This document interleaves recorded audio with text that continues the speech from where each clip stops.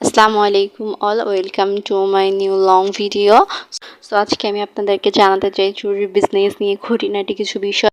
তো আমি যখন প্রথমে অনলাইনে চুরির বিজনেস দেখি, তো আমি ভাবি যে হ্যাঁ, আমিও বিজনেস স্টার্ট করব। দেন আমি স্টার্ট করি।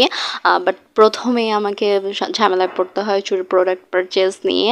দেন আমি অ্যাটলিস্ট চকবাজার থেকে পারচেস করে নেই। দেন আমি ভাবি এখন আর এমন কি কষ্ট, এখন তো হচ্ছে ইজি, আমি জাস্ট মেক করবো অ্যান্ড হচ্ছে আপলোড করবো, দেন ভাইরাল হয়ে যাবে। বাট না, এটা আপলোড করাতে অনেক প্রসিজার আছে। দেন হচ্ছে আপলোড করার আগে আবার তোমাকে ভিডিওগুলো এডিটিং করতে হবে। অ্যাকচুয়ালি ভিডিও এডিটিংটা খুবই ইম্পর্ট্যান্ট। তুমি যদি এডিটিংটা না জানো, এটা সত্যিই হার্ড হয়ে যাইব। বাট তুমি যদি এডিটিং জানো, দেন ইটস ইজি। সো প্রত্যেকটা বিষয় যেহেতু ধৈর্যের প্রয়োজন হয়, তোমাকে অবশ্যই ধৈর্য আর হার্ডওয়ার্ক করে তোমার এই ছোট্ট বিজনেসটিও দাঁড় করাতে হবে, কারণ কোনো কিছুই আসলে ছোট না।